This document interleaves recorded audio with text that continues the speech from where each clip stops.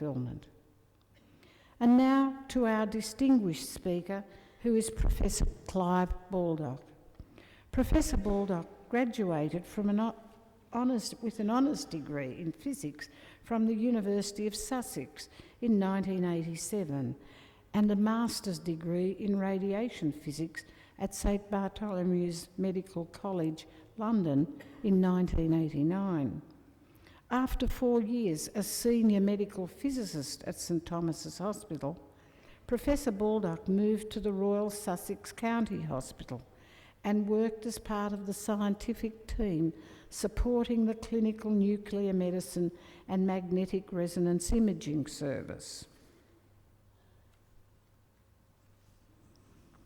His main research interest was in improving three-dimensional radiotherapy dosimetry. It was for this research that he received a PhD from King's College, University of London. In 1997, Professor Baldock moved to Australia to lecture at the Queensland University of Technology. In 2003, he was appointed Director of the newly formed Institute of Medical Physics within the School of Physics here at the University of Sydney. Professor Baldock, it is a great pleasure to invite you to deliver the occasional address, and I thank you.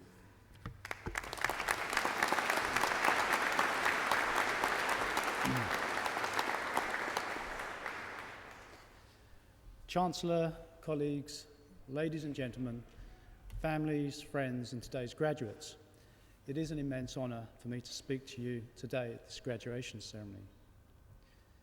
Walking over here this afternoon from my office in the School of Physics, I was reminded of visiting the Nicholson Museum just across the main quad on my first day at the university about 5 years ago. I recall taking an interest in the Egyptian mummies. As a number of years ago, I was involved in a project in London where we x-rayed Egyptian mummies in the British Museum. So on that first day visiting the Nicholson Museum, here I asked one of the curators how old one of the mummies was. And the curator said it was 3,001 years old. Now, as a physicist and being rather pedantic with numbers, I remarked to the curator how precise she was in aging it as 3,001 years old. I asked her how did she know it was that old? And she said, well, when I started here working in the Nicholson a year ago, I was told it was 3,000 years old.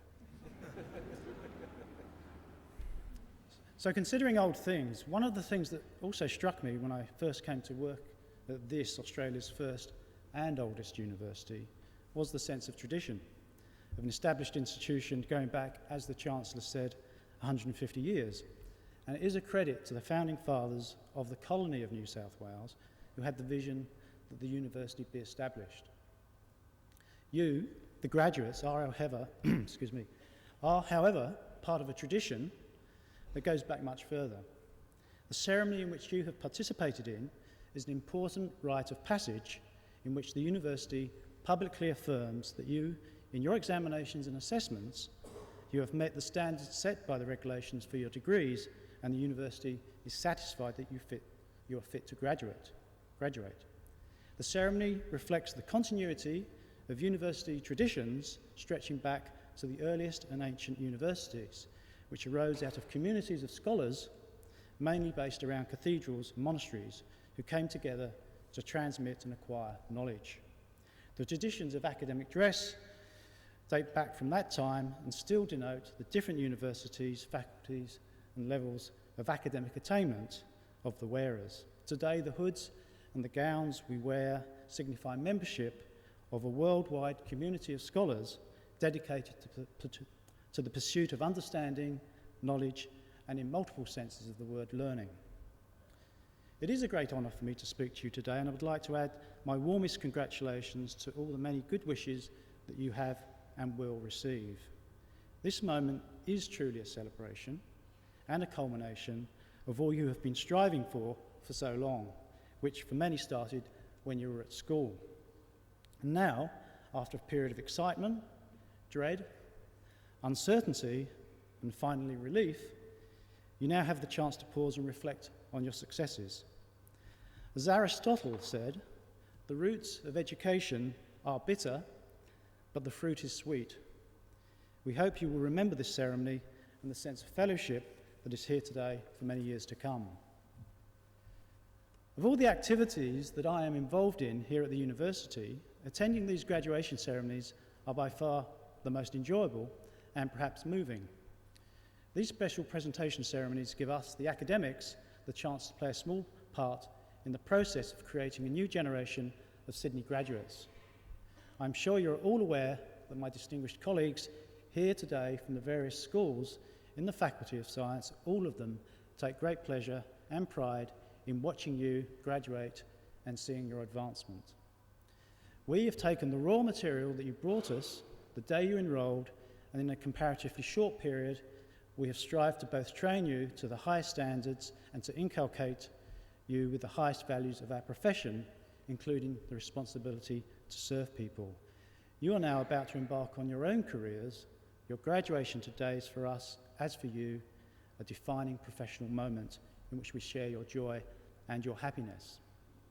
Individually and as a group, you now have a chance to make your mark and to carry forward the distinguished name of the University of Sydney into different careers. We also wish you well in your lives because we hope very much that the scientific training and education that you received at the university has not only given you an excellent understanding of your subject, but has also helped to give you skills which will be useful in all aspects of your lives. The ability to listen and communicate, the ability to go on studying and learning, the ability to mix and get on with all kinds of people, the ability to have fun, the ability to be compassionate, the ability to put others before yourself, and the ability to lead and inspire others. All of these things are which we hope you've had a chance to learn through your education here in the Faculty of Science and the University of Sydney. But we also know the university has not been your only teacher, and the responsibility for your success is shared in a very real sense by your parents, grandparents, partners, families, friends, and now, as we have many mature students, dare I say children, and it's wonderful to see so many here today. We'd like to thank your supporters for the way in which your help and encouragement have played such a vital part in the education of our graduates. They could never have done it without you, and we hope you won't let them ever forget that. We give you all our many congratulations, and particularly the medalists amongst our graduates today. We're very proud of you all. However, let us just spare one moment for those who weren't able to satisfy the examiners and wish them all the best next time. In an esteemed and learned institution such as this, some would perhaps subjectively argue that the arts and the law are perhaps the most important disciplines, as they often provide the nation's leaders. Previous University of Sydney graduates from these disciplines have gone on to become Prime Ministers, such as Edmund Barton, William McMahon, Gough Whitlam, John Howard, and dare I say a possible future Prime Minister in Malcolm Turnbull. Other Sydney Arts and Law graduates include previous Governor-General Sir William Dean and President of the World Bank, previous Law and Arts graduate James Wolfson, and I could go on and on.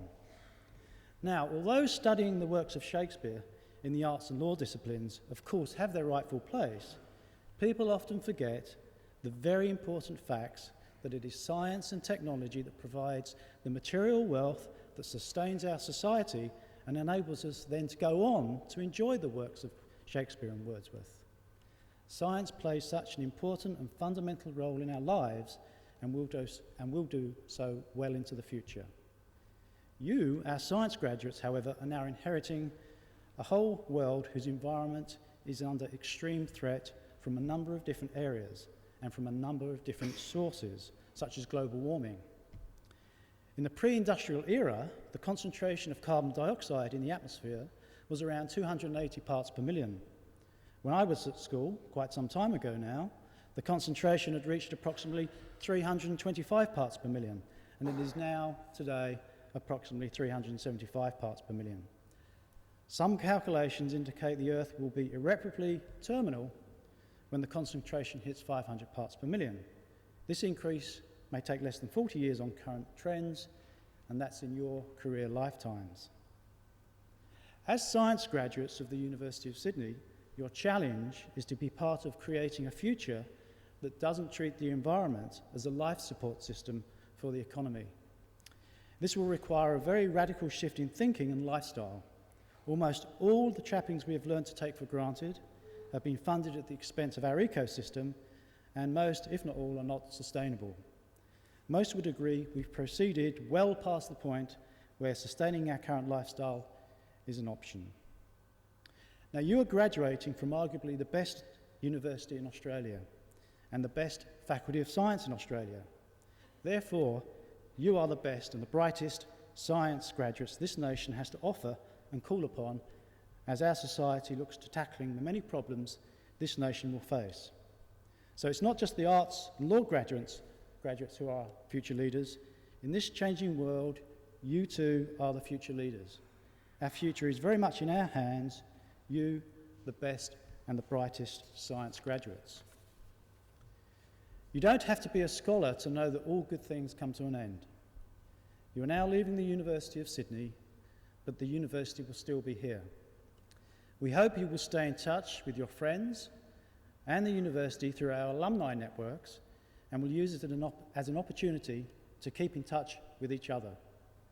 For those who haven't already started, networking begins here today.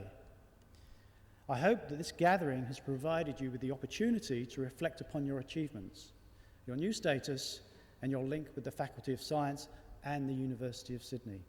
It is now time to move on and fulfil your expectations. Personally, I've always believed that luck is very much defined by preparation meeting opportunity. So I finish by wishing you very good luck wherever you go, very good luck in whatever you do, and every success for the years ahead. Thank you.